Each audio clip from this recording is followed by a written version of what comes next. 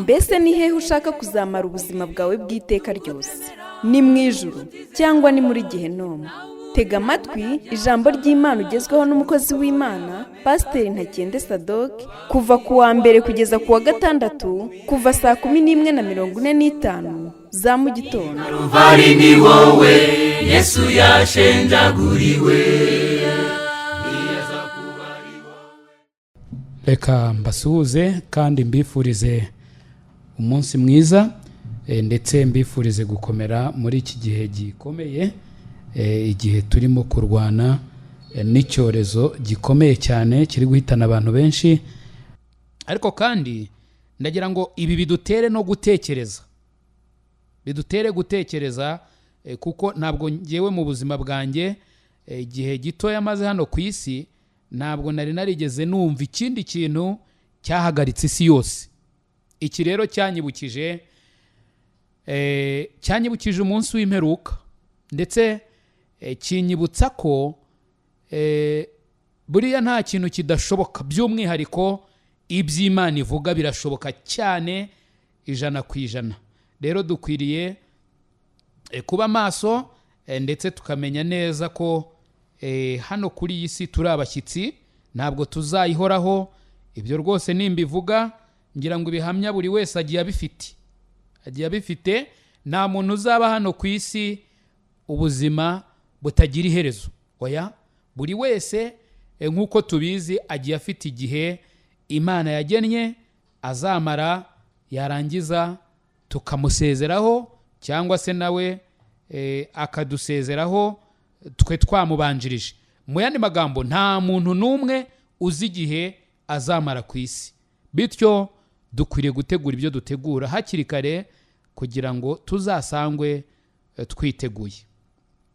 Reka rero nizere ko muguwe neza kandi mukomeye, kandi nizere ko mudakutse imitima, ahubwo amahoro ya Kristo akomeze abane namwe. Dukwiye gusabana n'Imana pe, tugasoma Bibiliya, tugasenga aho uri wawe mu buriri, ugasengera abaturanyi, ugasengera n'abandi, kandi nzi neza yuko Imana itwumva. Reka tugaruke mu ijambo ry'Imana. Ndagira ngo tubumbure Bibiliya zacu. Niba rero uri hafi ya Bibiliya yawe, ndagira ngo dufungure mu gitabo cy'Imigani. Turasoma duhere ku murongo wa 12 tugeze ku wa 17. Ayo magambo niyo nshaka ko tuza gushingiraho tuganira ku cy'Imana yampaye uyu munsi wa none. Ariko ngira ngo nanakubwire yuko icyo turi buganireho uyu munsi wa none ni ingingo ivuga ngo uhitamo ingororano igihe uhisemo inzira ukwiriye kunyuramo. Uhitamo ingororano igihe uri guhitamo inzira ukwiriye kunyuramo cyangwa se ushaka kunyuramo. Imigani igice cya 23 umurongo waho wa 12 kugeza ku wa 17.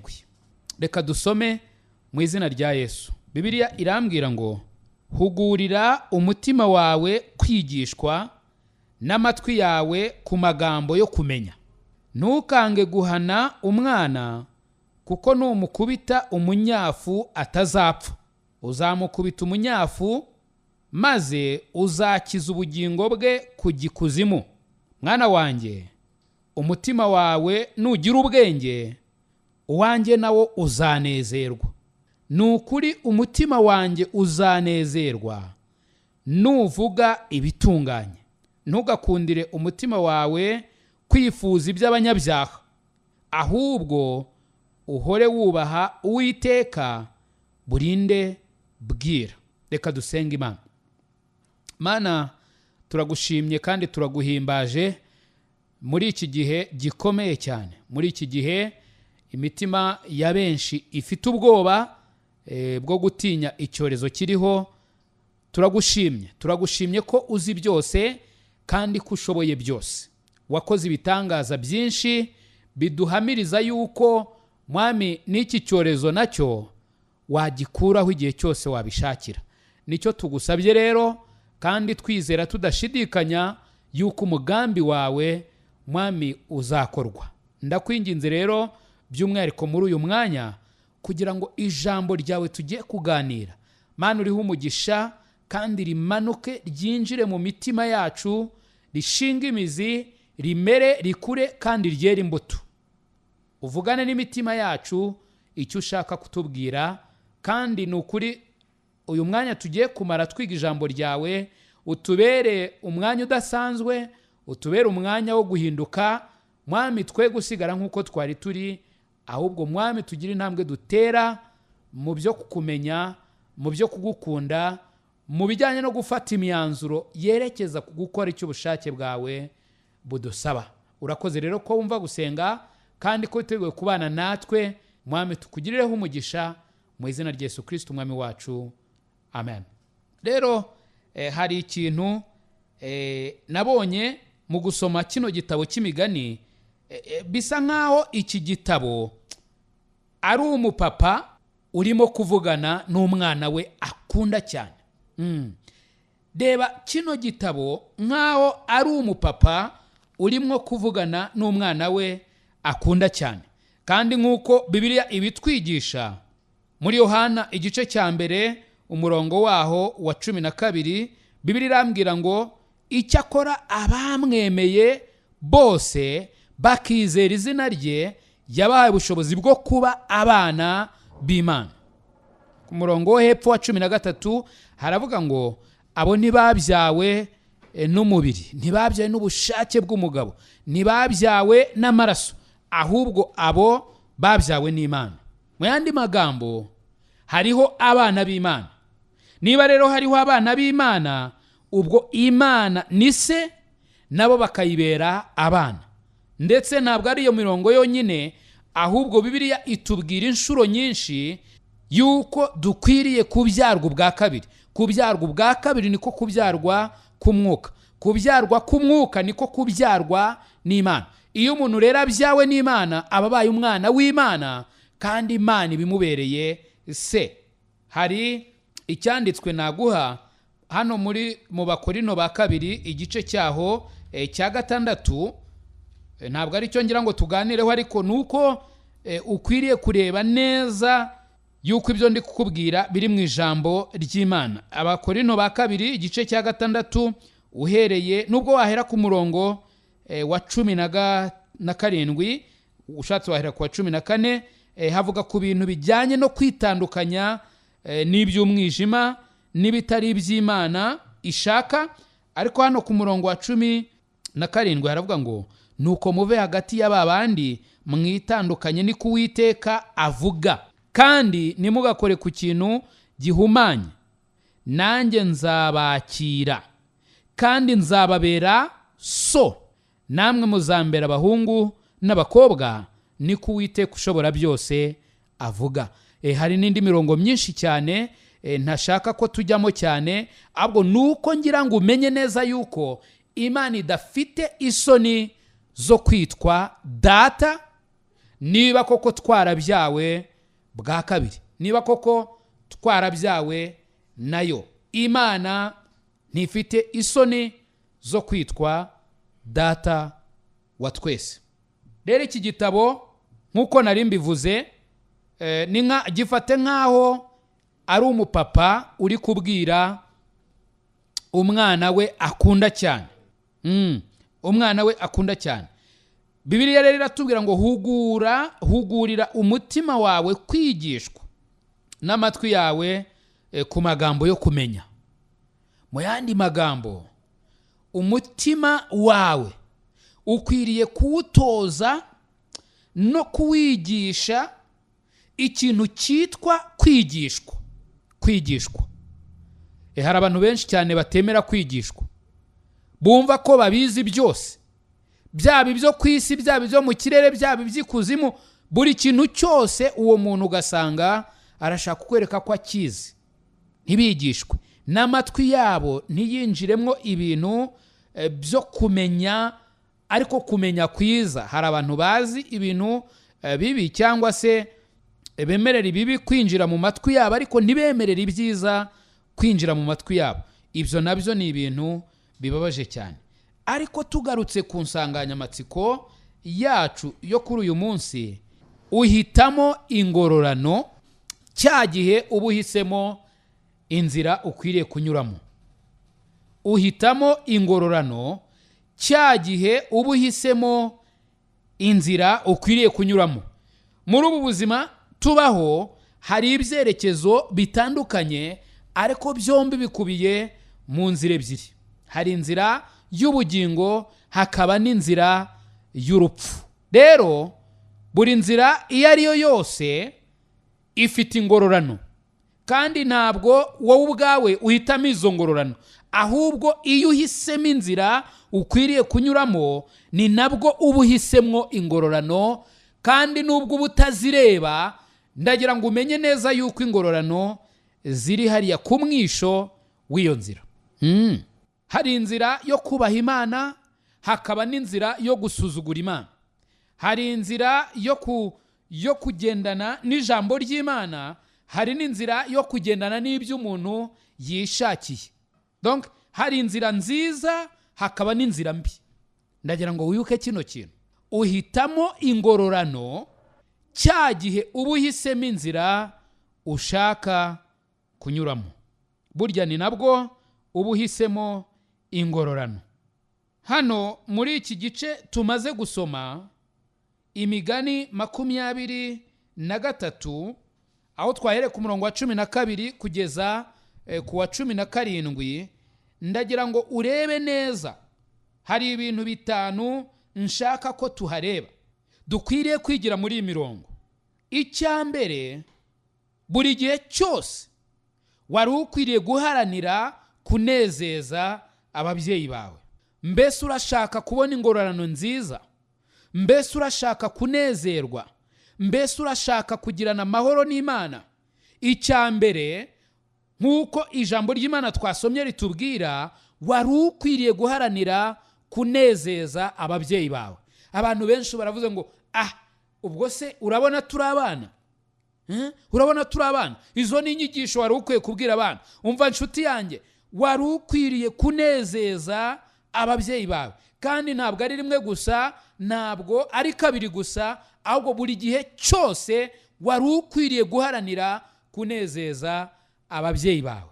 Waba ufite imyaka 100, ndagira ngo nkubwire yuko wigeze kugira ababyeyi. Niba bariho uyu munsi cyangwa se bakaba baramaze kuva muri uyu mubiri, wari ufite ababyeyi bagaragara, ariko wenda uyu munsi ntabwo bagihari mu buryo bufatika bw'umubiri. Ariko ibyo ntibikuyeho yuko ufite ababyeyi. Nta muntu ushobora kuba ariho uyu munsi adafite ababyeyi.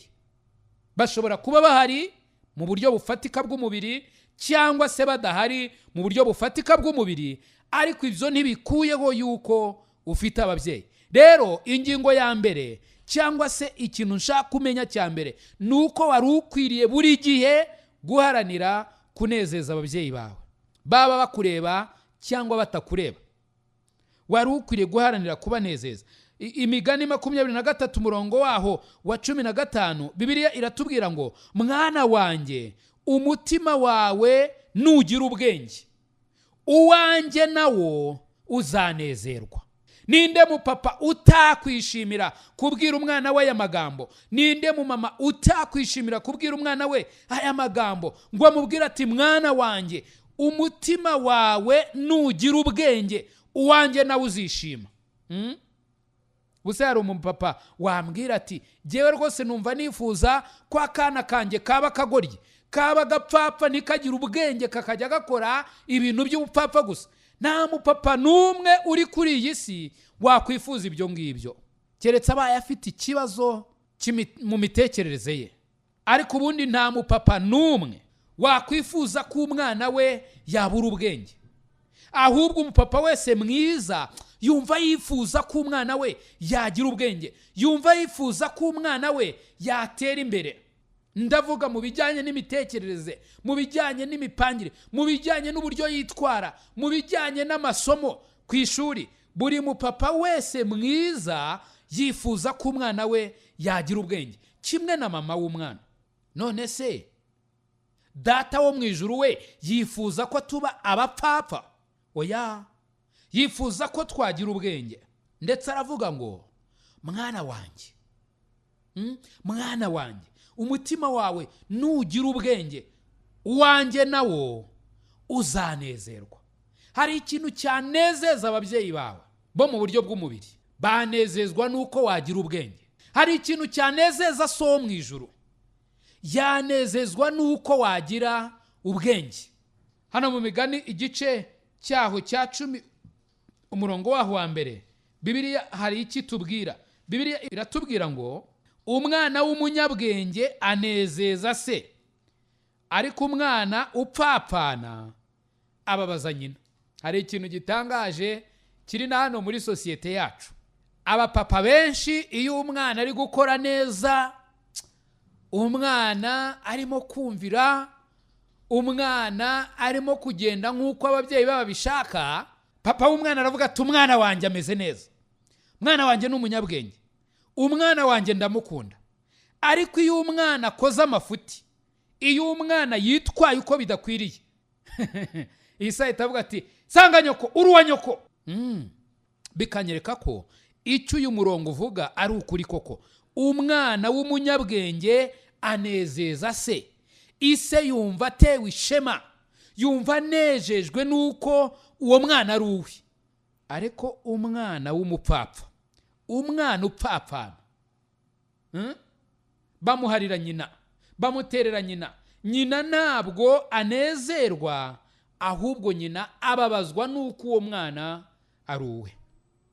Mana yacu idufashe, kandi Mana yacu tugirire neza, twe kuba muri uyu mwanya waho tubabaza ababyeyi bacu, ahubwo tunezeze ababyeyi bacu. Ni gute rero nanezeza ababyeyi banjye? Baba ababyeyi banjye bo mu buryo bw'umubiri, yaba na data mu buryo bw'umwuka, ni gute nabanezeza?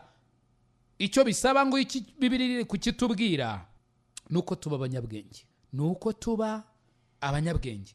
Bibiliya irongera ikatubwira mu Migani igice cyaho cya 13 umurongo waho wa mbere, umwana ufite ubwenge yemera icyose amwigisha.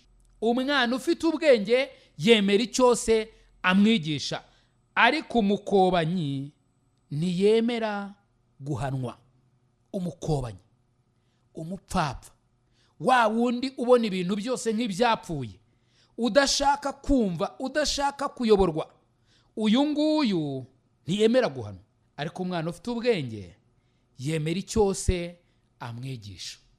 Icyama ukamenya neza yuko hano hari mu ibanga. Yewe wa muntu we, icyama ukamenya neza yuko hano harimwo urufunguzo rufungura imigisha yawe.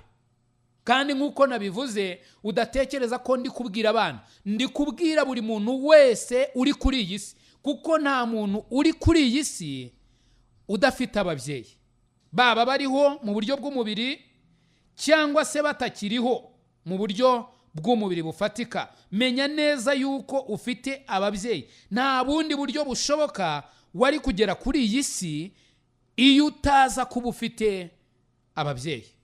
Mu Befeso, ndagira ngo tujyeyo, Abefeso igice cyaho, Abefeso igice cyaho cya 5, mumbabarire igice cyaho cya 6, Abefeso igice cyaho cya 6 uhereye ku murongo waho wa mbere. Bana, mujye mwumvira ababyeyi banyu mu mwami wacu, kuko ari byo bibakwiriye. Wubahe so na nyoko, iryo ni ryo tegeko rya mbere ririmo isezerano, kugira ngo ubone amahoro uramire mu isi. Ngira ngo wabyumvise. Aya magambo arabwirwa wowe muntu ubasha guhumeka. Nta yindi mpamvu yatuma uriho uhumeka, nta bundi buryo byagenda kugira ngo ubashe kubaho, keretse ko hari umuntu wakubyaye. Gusa kubera icyaha, hari igihe usanga hari situwasiyo zimwe na zimwe aho umwana aba atazi se cyangwa se akaba atazi na nyina. Yewe hari n'igihe biterwa n'ingorane zindi zigenda zibaho, ariko byose bigakomoka ku cyaha. Imana yacu idufashe, kandi Imana yacu tugirire neza. niba rero uteze amatwi ukavuga uti se nzubaha data ntamuzi, nzubaha mama ntamuzi, ibyo rwose ndabyumva, ariko ntago ushobora kubura umuntu n'umwe uvuga uti uyu muntu ni umubyeyi, umuntu ni umubyeyi yambereye umubyeyi. Ntago bishoboka ko wamubura, ariko ukaba uzi neza yuko atari ukubyara mu nda. Ibyo birashoboka nabyo. Niba kandi nibyo bidashoboka ukaba ukijijwe, menya neza yuko Imana ari umubyeyi wawe. Rero Bibiliya iri kutubwira ngo bana, umunsi ushobora kuba ufite imyaka 100, 80, 70, 60, 50, 40, 30, imyaka iyo ari yo yose waba ufite n'10, waba ufite 15, waba ufite 7, waba ufite ingahe, Bibiliya ntabwo ikora ikosa iyo ivuga ngo bana, kuko hari umuntu wakabaye kwita umwana. Ushobora kuba ufite n'abuzukuru, ariko nawe wibuka neza yuko hari umuntu kwita mwana wanjye. Bana, mujye mwumvira ababyeyi banyu mu mwami wacu, kuko ari byo bibakwiriye. Wubahe so na nyoko, iryo ni ryo tegeko rya mbere ririmo isezerano. Mu yandi magambo, niba ushaka kugirana amahoro n'Imana, niba ushaka kuramira ku isi, niba ushaka yuko uzagira umugisha, ngira ibanga, buri gihe cyose jya uharanira kunezeza ababyeyi bawe, jya uharanira kunezeza ababyeyi bawe, kuko hari ingororano, kandi uhitamo ingororano cya gihe uhitamo inzira ukwiriye kunyuramo. Kandi nimvuga inzira, ntugire ngo ndi kuvuga uyu muhanda ujya Nyabugogo, cyangwa uyu nguyu ujya Nyamirambo, cyangwa uyu nguyu ujya za Remera, oya, ahubwo ndi kuvuga uko utwara ubuzima bwawe, icyerekezo werekezamo ubuzima bwawe. Iyo niyo nzira ndimo kuvuga. Hari ingororano ku iherezo ry'inzira uhitamo, kandi kuri iryo herezo ry'iyo nzira uhitamo kunyuzamo ubuzima bwawe, izo ngororano zihari ntabwo ari wowe uzihitamo, ahubwo zirahari. Wowe upfa kunyura iyo nzira, nirazimu uzazisanga ku iherezo ry'iyo nzira. Icya kabiri, jya uvuga ibitunganye, jya uvuga ibitunganye. Hano mu Migani 23 umurongo waho wa 16, nk'uko twahasomye haravuga ngo ni ukuri umutima wanjye uzanezerwa nuvuga ibitunganye. Wow! Imana irimo kutubwira ngo nituvuga ibitunganye izanezerwa. Umutima w'Imana uzanezerwa, uzishima nuvuga ibitunganye. Ushobora gutekereza ukavuga uti se nimvuga ibitunganye ubwo se ni ibiki? Ariko ndagira ngo utekereze, wari uzi yuko muri Yakobo havuga ngo umuntu udacumura mu byo avuga, uwo muntu ni umukiranutsi. Nanjye Sadoki uri kubabwira kano kanya, kimwe n'abandi bose, Bibiliya iratubwira ngo umuntu udacumura mu byo avuga, uwo muntu ni umukiranutsi. Ndetse yashobora no kugenzura umubiri we wose, kandi uyu mubiri bagenzi ntabwo woroshye. Uyu mubiri turareba tugacumura, turatekereza tugacumura, turifuza, mbese ibitubamo byonyine ubwabyo birahagije ngo biturimbure. Gusa Imana ishimwe kuko ari Imana y'imbabazi, kandi Imana ishimwe kuko yaduciriye inzira yo kugira ngo duhunge umujinya uzatsemba twebwe abanyabyaha. Imana ni urukundo, ni nayo mpamvu yadushyiriyeho inzira ngo twebwe abari bakwiriye gupfa tukarimbuka tuzize ibyaha n'ibicumuro byacu tubashe kuba twahunga umujinya w'Imana uzarya Satani n'abadayimoni ndetse n'abantu bose bazanga kwizera izo mbabazi z'Imana. Ibyo tuvuga ni iby'igiciro cyane. Munyarwanda yaravuze ngo akuzuye umutima agasesekara ku munwa. Ibyo tuvuga ni iby'ingenzi cyane. Ariko se kuki tutareba muri Yakobo igice cyaho cya 3 ngo urebe uburemere bw'ibyo tuvuga? Shobora kubura aho uvuga uti nzajya mvuga nabi nimba ishaka mvuge neza, ushatse kunyendereza nzamutuka, nzagira gute, ukumva yuko ibyo bidafite imbaraga cyane.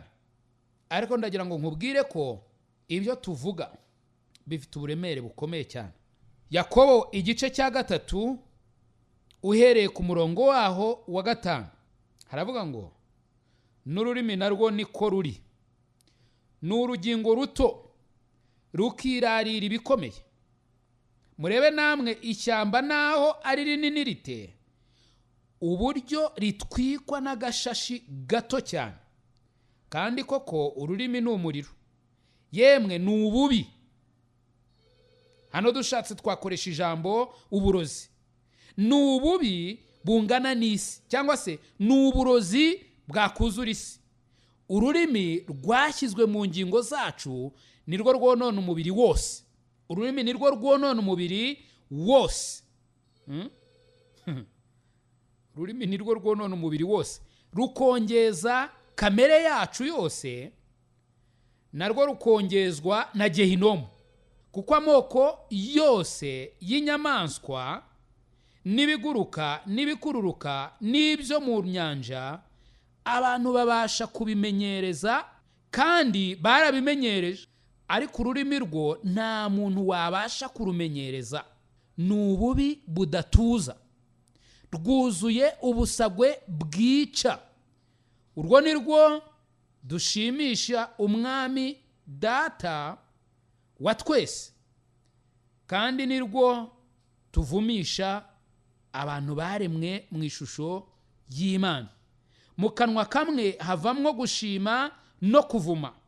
Bene data, ibyo ntibikwiriye kumera bityo. Mbese ye amazi meza nakereta yabasha kuva mu isoko imwe? Bene data, umutini wabasha kwera imbuto za elayo, cyangwa umuzabibu wakwera imbuto z'umutini? Niko n'isoko itabasha kuvamwo amazi y'umunyu kandi ngo ivemo n'ameza. Mu yandi magambo, icyo Bibiliya iri kutubwira hano nuko ururimi nubwo tukabona ari akantu gatoya, tukabona ari akanyama gatoya. Urebye ukuboko kwawe ni kunini ugereranije n'ururimi. Urebye ukuguru kwawe ni kunini ugereranije n'ururimi. Ariko Bibiliya ntabwo yigera ivuga ngo ukuboko kwawe ni ububi cyangwa se ni uburozi. Ariko Bibiliya itubwiye yuko ururimi ari ububi, ari uburozi. Ururimi ni rubi cyane, nk'uko akambi cyangwa se agashashi kamwe k'umuriro gatwika ishyamba, niko n'ururimi rushobora kurimbura. Ururimi ngo rwangiza umubiri wacu wose. Nutekereza ku bibi byinshi, urasanga ururimi rubigiramo uruhare. Ururimi rwangiza umubiri wacu wose. Rero icyo ndi kukubwira, niba ushaka iherezo ryiza, niba ushaka kunezeza so mu ijuru, niba ushaka kunezeza Imana, niba ushaka ingororano nziza, ndagira ngo guhera uyu munsi wa none ugambirire kuvuga ibikwiriye, ugambirire kuvuga ibitunganye. Ururimi rwawe ururinde, urugenzure, kuko ururimi rwawe ubwarwo rurahagije ngo rutujyane muri Gehinomu. Icyamugaha uburemere bukwiriye ururimi rwawe, kuko rurabufite. Abefeso igice cya 5 umurongo waho wa 16 kugeza ku wa 20, ndagira ngo tuhasome twumve icyo Bibiliya itubwira. Abefeso 5 umurongo waho wa 16 kugeza ku wa 20, Bibiliya iratubwira ngo mucunguze uburyo umwete, kuko iminsi ari mibi. Nuko ntimukabe abapfu, ahubwo mumenye icyo umwami wacu ashaka. Kandi ntimugasinde inzoga zirimo ubukubaganyi, ahubwo mwuzure umwuka, mubwirane zaburi n'indirimbo n'ibihimbano by'umwuka, muririmba mucurangira umwami wacu mu mitima yanyu. Mujye mushima Imana Data wa twese kubw'ibintu byose mubiyishimira mu izina ry'umwami wacu Yesu Kristo. Imana yacu ishimwe kandi Imana yacu ihabwe icyubahiro. Ndagira ngo nshuti yanjye, niba ushaka ingororano zitunganye, guhera uyu munsi wa none iga guhora uvuga ibikwiriye, guhora uvuga ibitunganye. Icya gatatu, ntukararikire iby'abanyabyaha. Nizere ko utavuye muri cya gice twasomye, Imigani 10:23 umurongo waho wa 17. Ntukararikire iby'abanyabyaha. Bibiliya iratubwira hano ku murongo wa 17 ngo ntugakundire umutima wawe kwifuza iby'abanyabyaha, ahubwo uhore wubaha Uwiteka burinde bwira. Umva nshuti yanjye, kwifuza iby'abanyabyaha iherezo ryabyo ntabwo ari ryiza, ndetse ingororano ziri ku iherezo ry'iyi nzira ntabwo ari nziza. Hano mu Baroma igice cya 14 umurongo waho wa 12, Abaroma igice cya 14 umurongo waho wa 12, Bibiliya irambwira ngo nuko rero umuntu wese muri twe azimurikira ibyo yakoze imbere y'Imana. Abanyabyaha bafite icyo bazavuga imbere y'Imana, nawe ufite icyo uzavuga imbere y'Imana. Ni nayo mpamvu utari ukwiriye kwigera na rimwe wifuza iby'abanyabyaha. Ntabwo ukwiye kwifuza iby'abanyabyaha, kandi iby'abanyabyaha ntabwo nabitindaho cyane, nawe urabizi. Ntabwo wari ukwiriye kwigera wifuza iby'abanyabyaha kubera impamvu z'igihe. Ntabwo turi buze gusoma imirongo yose, ariko ndagira ngo nkubwire ngo wari ukwiriye kutigera wifuza iby'abanyabyaha, kuko imbere y'Imana nuhagararayo uzavuga cyangwa uzatanga raporo y'ibyawe, uzimurikira ibyo wakoze imbere y'Imana. Icya kane, iga gutinya Imana. Iga gutinya Imana nk'uko twari dusomye hano mu Migani 23 umurongo wa 17, ahubwo uhore wubaha Uwiteka burinde bwira. Hano gutinya ndi kuvuga ntabwo ari kwa gutitira ngo ukeke ko Imana iri bukwice, ahubwo bijyane muri iyo sanse yo kubaha Imana.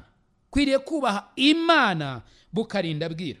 Abakorinto ba mbere ba kabiri igice cya 7, Abakorinto ba kabiri igice cya 7 umurongo waho wa mbere, Abakorinto ba kabiri igice cya 7 umurongo wa mbere. Nuko bakundwa, ubwo dufite ibyo byasezeranijwe, twiyezeho imyanda yose y'umubiri n'umutima, tugende twiyejesha rwose kubaha Imana.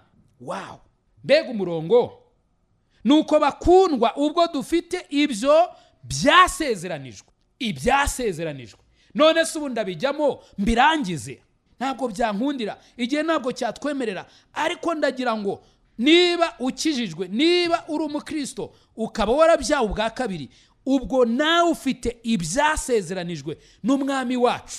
Iyo ngeze kuri iri jambo ibyasezeranijwe, mpita mwumbura indirimbo nkunda kuririmba cyane, ngo wishinze ku byasezeranijwe n'umukiza wacu abona amahoro. Kandi reka abona amahoro nuko ibyasezeranijwe byose bizasohora, nta na kimwe kibuzemo. Wow, mwari muzi ko Yesu yasezeranije ko azagaruka? Byakozwe n'intumwa igice cya mbere, ugisomye neza ubona yuko Yesu igihe yararangije byose, yewe na nyuma yuko apfuye agahambwa akazuka, akongera akiyereka abigishwa be, akamarana nabo iminsi 40, Yesu ngo yazamutse bamureba. Ndetse amaze kuzamuka bamureba, ngo marayika araza ahagarara aho ngaho avugana n'abo bantu bari batumbiriye Yesu, bakibaza ukuntu agiye, bakireba ukuntu arimo agenda, ngo ibicu bimubakingirije. Maze ngo marayika abwira abo bigishwa, arabwira ati mwigira ubwoba, mwitinya, nimuhumure, uku nguku mumubonye agenda ni nako azagaruka. muri Yohana igice cya 14 uhereye ku murongo waho wa mbere, Yesu avuga yeruye yuko agiye mu ijuru kandi atagiye buheriheri, ahubwo agiye gutegurira abera, agiye gutegurira abizera, kandi uko nguko agiye ari nako azagaruka kugira ngo aho ari natwe tujyane tubeyo. Mana yacu ishimwe cyane. Hari amasezerano menshi yasezeranijwe n'Umwami Imana hano muri Bibiliya, ayasezeranya abera, abizera.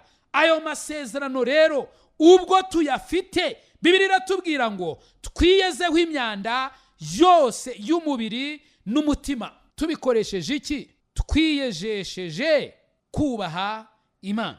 Umva nshuti yanjye uteze amatwi, wari ukwiriye kwiyejesha kubaha Imana. Kubera icyo abantu basambana nuko batubaha Imana, kubera icyo abantu biba nuko batubaha Imana, nuko batizera Imana, kubera icyo abantu baroga nuko batubaha Imana. Ibintu byose bihabanye n'ubushake bw'Imana, abantu tubikoreshwa nuko rimwe na rimwe tuba tutari kubaha Imana. Erega wari ukwiye kuba umunyabwenge ukita ku nzira unyuramo cyangwa se ku myanzuro ufata uko ukwiriye gutwara ubuzima bwawe, kuko Bibiliya yuzuye ingero nyinshi cyane z'abantu bagiye bahitamo gutwara ubuzima bwabo nabi cyangwa se bihabanye n'ubushake bw'Imana, hanyuma bikarangira bari kurira. Urugero rwa mbere dufite ni umuntu wa mbere wabayeho, ari we Adamu. Adamu yabwiwe n'Imana, Imana iramubwira iti dore ngiyi inzira, Adamu we uramenya uzarye ku biti byose byo muri iyi ngobyi, ariko iki giti kimenyekanisha cy'ubwenge bumenyekanisha icyiza n'ikibi uramenye ntuzakirye, kuko nukiryaho no gupfa uzapfa. Mu yandi magambo Imana yari imubwiye iti dore inzira ukwiriye kunyuramo, iyi nzira nuyinyuramo uzabona amahoro, uzagira umugisha, tuzasabana amanywa ku yandi, ijoro ku rindi, buri gihe cyose tuzaba turi kumwe nta kibazo, kandi uzabaho utekanye. Ariko nucinzira gato gusa, nuhitamo gucinzira, menya neza yuko ku iherezo ingororano zirahari, ku iherezo ry'iyi nzira uzapfa. Ubu tuvugana nta muntu wambwira ngo Adamu atuye ahangaha. Yarapfuye, yarapfuye, kuko ibihembo by'ibyaha ni urupfu. Hari umugabo Bibiliya itubwira witwa Samusoni, umugabo rwose w'Imana, umugabo wavutse ari umunaziri, Imana ikamukoresha byinshi, ari mu nzira nziza, imigisha y'Imana, imbaraga z'Imana, umugisha uri kuri we. Ariko Samusoni aza kuraranganya amaso, areba hakurya y'inzira yari arimo, areba hakurya abona indi nzira, arangije aravuga ati ya mwiriye gusimbuka nkajya muri iriya nzira, ndabona harimo ibinezeza, ndabona harimo ibintu nshaka. Maze Samusoni ava mu nzira y'Imana aca mu nzira ye yishakiye. Ndagira ngo nkubwire nshuti yanjye, urebye ku iherezo ry'iyo nzira, Samusoni ubanza yararebye akavuga ati izi ngororano ntabwo arizo nashakaga, ntabwo arizo nari niteguye, Mana mbabarira, Mana mbabarira, mporera amaso yanjye. Samusoni niko yarangije ubuzima bwe arimo kwifuza, ntabwo ziriya ngororano arizo yashakaga. Ariko ndagira ngo wibuke neza ko uhitamo ingororano cya gihe uhitamo inzira ukwiriye kunyuramo. Navuga iki se ku mugabo nka Loti? Loti wari ufite amahirwe yo kubana n'umugabo Imana yatoranije ari we Aburahamu, akamwigiraho byinshi, akamugenderaho, akazagera ku byasezeranijwe. Loti yari afite aya mahirwe, ariko aza guhitamo. Munsi umwe Aburahamu aramubwira ati rero Loti hitamo, nujya ibumoso ndajya iburyo, nuzamuka genda amanuka, wowe hitamo. Loti arareba aravuga ati okay, reka nihitiremo umurwa, nihitiremo kwibera hariya. Ahari yarebaga ibintu byinshi yazakora ari Sodomu, yarebaga ibintu byinshi yazajya akorera mu mujyi w'i Gomora.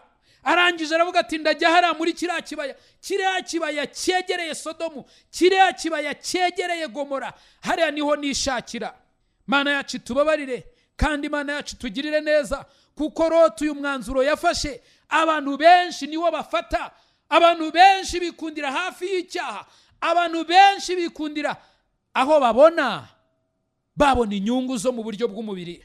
Ariko se aho ujya wibuka yuko uhitamo ingororano cya gihe uhisemo aho ukwiriye kwerekeza ubuzima bwawe. Loti ntago byaje kugenda neza, byarangiye i Sodomu n'i Gomora ahaboneye ingorane zikomeye cyane, kuko aho ngaho niho umugore we yahindukiye inkingi y'umunyu, ndetse ni naho yaburiye ibyo yakekaga yuko azaronka byose.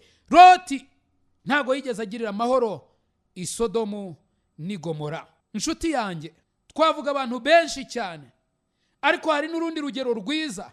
Sawuli waje guhinduka Pawulo. Uyu nguyu yarenganyaga ubwoko bw'Imana, yari afite ishyaka atekereza ko ari ryiza. Hanyuma Sawuli ari mu nzira ajya kurenganya ubwoko bw'Imana i Damasiko, yaje guhura n'umwami Yesu, maze umwami Yesu amugarura mu nzira nziza. Sawuli yaje kurangiza ubuzima bwe ari Pawulo atakiri Sawuli, kandi yaje kurangiza ubuzima bwe avuga aya magambo meza, avuga ngo narwanye intambara nziza. Haleluya!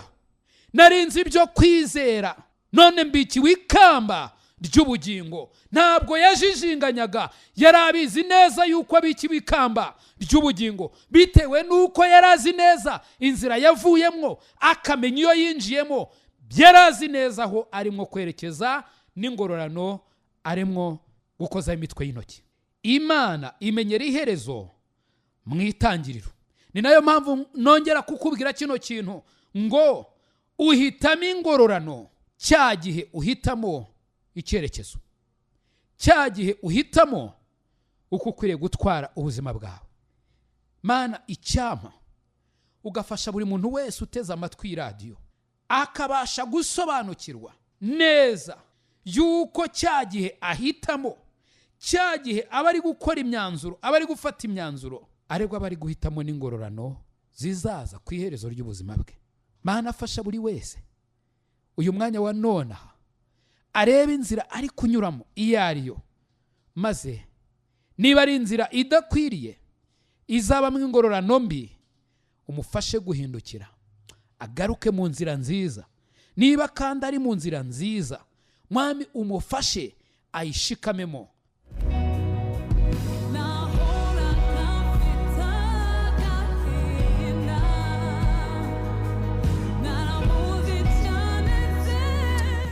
Imana ibahe umugisha mwebwe twari kumwe. Ariko hagati aho ushaka kutuvugisha, ufite ikibazo cyangwa se ukeneye inyunganizi, waduhamagara kuri 0783001646. Amahoro y'Imana abane namwe uhereye none n'iteka ryose mu izina rya Yesu, amen. I Karuvari ni wowe Yesu yashenjaguriwe. Nshuti mukundwa, mbese aho izina ryawe ryanditswe mu gitabo cy'ubugingo? Ese impanda ivuze Yesu agarutse nona, cyangwa uramutse uvuye mu mubiri, wizeye neza 100% ko wajya mu ijuru? Ndakwinginga ngo uyu munsi utekereze ku iherezo ryawe, maze ufate umwanzuro uruta iyindi. Imana iragukunda kandi Yesu aragutegereje. Ngwino, tebuka aguha agakiza, akuruhura umutwaro w'ubwoba, aguha amahoro, umunezero n'ibyiringiro byuzuye byo mu mutima. Ukeneye ubundi bufasha, waduhamagara kuri izi nimero 0783001646. Imana iguha umugisha. Kuba ari wowe munyabyaha gusa uhari, nibyo ari kubuza Yesu kuza hano kugupfira. Niwaburira imbabazi kubire